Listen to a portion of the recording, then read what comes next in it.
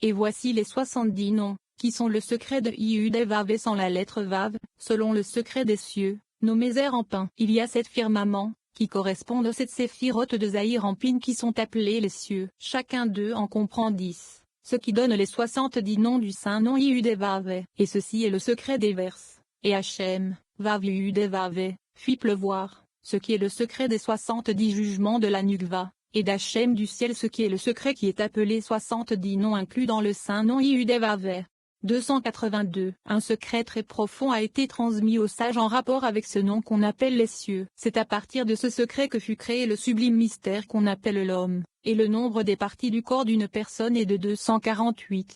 283. Le nombre de lettres dans les 72 noms s'élève à 216. Chaque nom a 3 lettres. 3 fois 72 égale 216. Ce nom des 72 noms est le mystère le plus secret et le plus sublime, il est l'essence de la Torah, et il est inclus dans les 22 lettres et les didi, leur valeur numérique est 32, ce qui est aussi le secret des 32 sentiers de la sagesse. Par conséquent, ce nom est composé de 216 lettres et de 32 voix, qui totalisent 248 ensemble, et ce sont les 248 parties du corps. 284. C'est le secret de la raison pour laquelle Zérampin est appelé homme, qui règne sur le trône, qui est le secret des 70 inférieurs, qui se réfère aux 70 types de jugements et aux 70 anges qui en sont issus. On les appelle le trône. Et c'est là le secret de ce qui est écrit. Et sur la ressemblance du trône était la ressemblance comme l'apparence d'un homme au-dessus de lui et chose quelle 2.26. C'est Zérampin, qui est appelé homme. Il est au-dessus du trône, ce qui est le secret de la Nukva et de ses 70 types de jugements. Et c'est le secret de ce qui est écrit. Alors, et, Hachem fit pleuvoir sur ce don, ce qui se rapporte à la Nukva et à ses 70 types de jugements, qui est le secret du trône. L'expression d'Hachem, du haut des cieux fait référence au secret de Zérampin, qui est au-dessus du trône. Et tout appartient à la même question et au même secret. Cela a été transmis à ces sages de cœur. Ils sont heureux dans ce monde et dans le monde à venir. 285. Quant à ce don, ses habitants ont été punis parce qu'ils s'abstenaient de faire la charité. Comme il est écrit, elle n'a pas non plus fortifié la main du pauvre et du nécessiteux Yeshekel 16h49. Et c'est pourquoi le jugement sur eux est venu uniquement du ciel, parce que la charité et le ciel sont un. Comme il est écrit, car ta bonté est grande au-dessus des cieux, Tuilim 108 2.5, indiquant que la charité et la bonté sont toutes deux tirées du ciel, et la bonté sont toutes deux tirées des cieux. Comme la charité dépend des cieux, leur jugement est également tiré des cieux, comme il est écrit, d'Hachem, du haut des cieux. 286. Le jugement sur Israël vient de cet endroit aussi, en se référant aux cieux, comme il est écrit, car l'iniquité de la fille de mon peuple est plus grande que le péché de Sodom et Chac 4 2.6. Où Jérusalem est appelée la sœur de Sodom. Comme il est écrit, voici, c'était l'iniquité de ta sœur Sodom Yeshekel 16h49.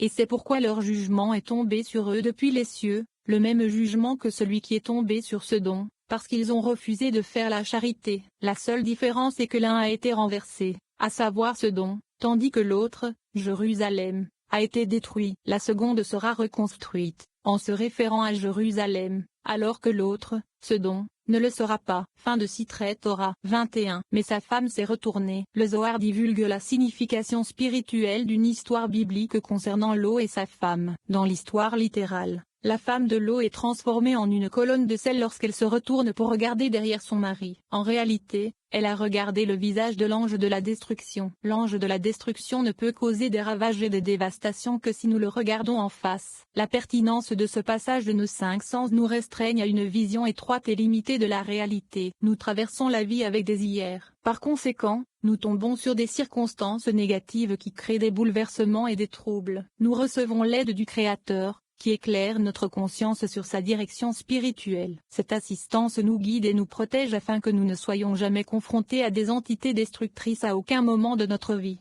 287. À propos du verset mais sa femme regardait derrière lui Béréchit 19h26. Il a demandé, pourquoi est-il écrit de derrière lui plutôt que de derrière elle, c'est-à-dire derrière la Shechina. Et Rabbi Uzi répondit, de derrière lui signifie de derrière l'eau, comme l'ange de la destruction est allé derrière lui. Et il demande, comment l'ange de la destruction aurait-il pu suivre derrière lui après l'avoir envoyé? Et il répond, l'ange de la destruction s'est abstenu de détruire tout lieu où l'eau est allée. Mais l'ange de la destruction détruisit le lieu d'où il était parti. 288. C'est pourquoi l'ange de la destruction lui a dit, ne regarde pas derrière toi, car tout ce qui est derrière toi, je le détruirai. C'est pourquoi il est écrit, mais sa femme regarda derrière lui et vit l'ange de la destruction. En conséquence, elle devint une colonne de sel. Tant que l'ange de la destruction ne voit pas le visage d'une personne, il ne la détruit pas. Mais comme la femme de l'eau a tourné son visage pour regarder derrière lui, elle est immédiatement devenue une colonne de sel.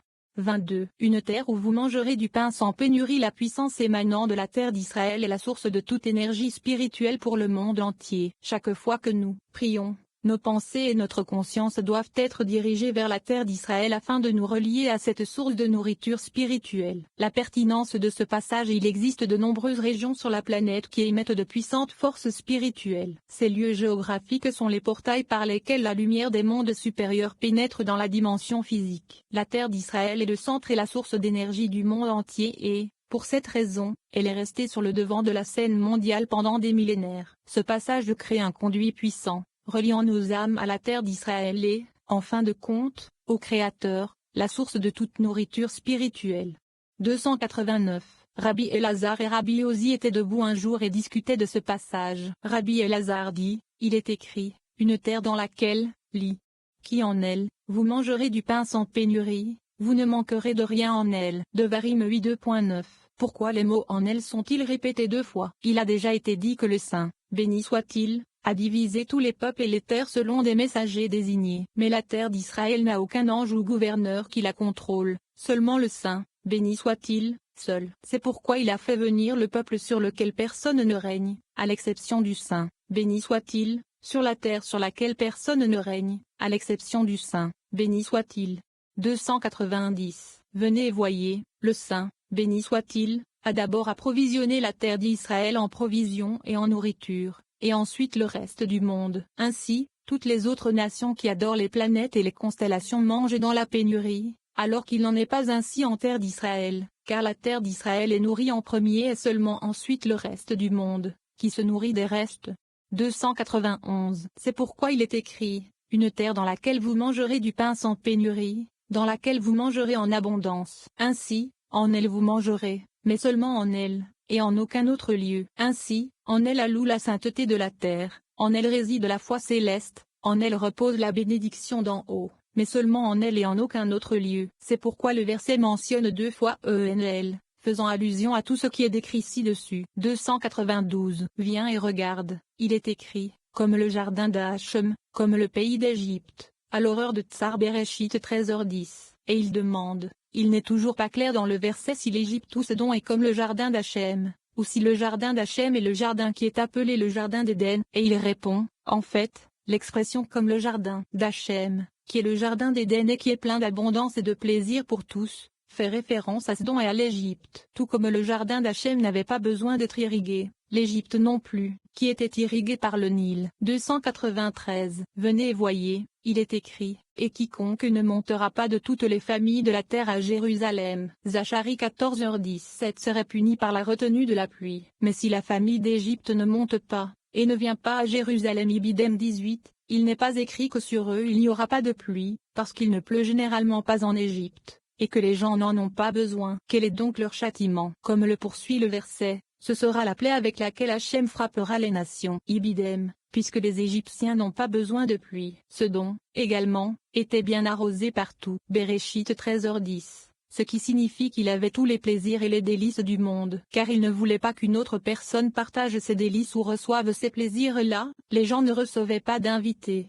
294. Rabbi Shia a dit, les gens de Sodome étaient méchants à cause d'eux-mêmes et de leurs possessions et non pas à cause de leurs terres fertiles. Ceci est vrai, car ils refusaient de faire la charité. Une personne qui est avare avec les pauvres n'est pas digne de continuer à exister dans le monde. De plus, il n'a pas de vie dans le monde à venir. Mais celui qui a bon cœur envers les nécessiteux est digne d'exister dans le monde, et le monde existe grâce à son mérite. Il aura la vie et la longévité dans le monde à venir. 23. Et l'eau est sortie de Tsar. Il n'y a pas de coïncidence dans la vie. Quel que soit le caractère accidentel ou aléatoire d'un événement, il y a toujours un ordre et une cause profonde existant et sous-jacent. Par exemple, l'eau est exploitée par ses filles. Il s'enivre de vin et ses filles s'engagent dans une relation incestueuse avec leur père. Le Zohar explique que le vin correspond à l'énergie négative de la colonne de gauche dans cette situation spécifique, car il a été utilisé à des fins immorales. Fait remarquable, l'ascendance du roi David est enracinée dans cette relation incestueuse, et de la maison du roi David émergera le Messie. Une profonde leçon de vie est distillée à travers cette chaîne d'événements controversés. D'un point de vue kabbalistique, les mondes spirituels et physiques sont parfaitement équilibrés. Plus la force de négativité est grande, plus le potentiel de révélation d'une force positive est important. Le Messie est destiné à générer la plus grande lumière spirituelle possible dans ce monde et, par conséquent, le Messie doit émerger du royaume le plus bas et le plus sombre. Une union entre l'eau et sa femme ne peut être considérée comme de l'obscurité, donc cette relation ne pouvait pas planter la graine du Messie. L'inceste est considéré comme la forme d'union la plus basse et la plus sombre et, par conséquent, il peut également être transformé en la forme la plus haute et la plus brillante de la lumière spirituelle. La pertinence de ce passage: la lumière flamboyante d'une bougie n'a aucune valeur réelle lorsqu'elle est mesurée à l'éclat brillant du soleil. Pourtant, dans une pièce sombre, une seule flamme revêt une grande importance et une grande signification. Nous sommes nés dans un monde d'obscurité afin que nos efforts spirituels prennent tout leur sens et soient illuminés. La lutte constante contre notre côté sombre confère de la valeur et de l'importance à nos attributs positifs. La conscience et la reconnaissance de l'importance d'affronter notre côté sombre et de transformer nos caractéristiques négatives en attributs positifs, apparaissent à travers les mots et la sagesse de ces versets. 295. Élo monta de Tsar, et s'établit dans la montagne, et ses 2 filles avec lui. Béréchit 19h30. Il demande, pourquoi est-il monté de Tsar? Et il répond, parce qu'il a remarqué que Tsar était proche de Sdon. C'est pourquoi il est parti de là. 296. Le rabbin Yitzhak a ensuite commencé la discussion en citant, et il est tourné et retourné par ses conseils, afin qu'ils fassent tout ce qu'il leur ordonne. Io 37 2.12. Ce qui signifie que le saint, béni soit-il, arrange les événements dans le monde et crée des lumières destructrices pour accomplir ses actions. Et par la suite, il les retourne encore et encore de différentes manières. 297. Il demande, et avec quoi les retourne-t-il? Et il répond, c'est fait par ses conseils, c'est-à-dire que le saint, béni soit-il, planifie des plans et invente des raisons pour renverser les choses, de sorte qu'elles soient complètement changées et ne ressemblent pas à ce qu'elles semblaient être auparavant. Afin qu'ils fassent se réfère aux actions des gens et à la manière dont ils accomplissent leurs actes. C'est ainsi qu'ils retournent les choses et qu'ils changent les activités des lumières destructives. Et tout ce qu'ils leur ordonnent sur la face du monde, sur la terre, signifie que les événements changent parce que les activités des gens changent, tournant ainsi autour de ces mêmes activités que le saint, béni soit-il, leur ordonne d'accomplir sur la terre, et elles sont changées de nombreuses formes différentes dans le monde, toute une fonction de la qualité des activités des gens. Avec ces mots, Rabbi Yitzhak a commencé la discussion pour comprendre la question d'Amon et de Mav, et comment ils ont été formés à la suite d'une action corrompue, et comment tous les rois de Yehuda sont issus, même le roi Machia.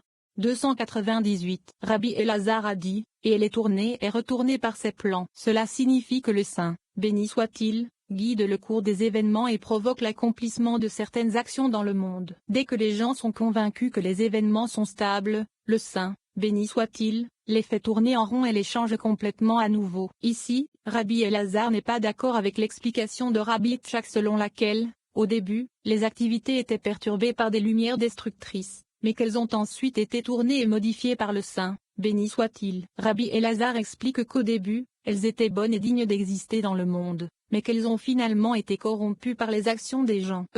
Conséquence, le saint homme, béni soit-il, les a transformées autour et sur pour le mieux, si le peuple se repent et expie ses méfaits. 299. Le mot par ses conseils s'écrit sans yud, ce qui indique la forme unique, et pourrait être comparé à un potier qui façonne des récipients à partir d'argile. Tant que le tour de pierre tourne encore, il peut façonner le pot selon son goût et même changer sa forme. Cela n'est possible que tant que les pots tournent encore. 300. De même, le saint, béni soit-il, fait tourner ses actions autour de lui par son ou ses conseillers, sans le Yud, qui est la forme singulière. Mais qu'est-ce que son conseiller? Son conseil est la cour inférieure du jugement, c'est-à-dire, la nukva de Zahir Ampin, qui correspond au pot d'argile qui tourne devant le potier, et il les change d'un vase à l'autre. 301. Et tout est fait pour refléter les actions des gens. Le saint, béni soit-il, change la forme des vaisseaux en fonction des actions des gens. Si les gens font de bonnes actions, les pots d'argile tournent vers la droite, ce qui est chassé. Si leurs actions profitent à l'humanité, Chassadim et tout le bien seront attrapés dans le monde. Tant que la roue de pierre tourne vers la droite, les événements seront positifs. Le monde tournera avec et les recevra les actes et les actions de la colonne de droite.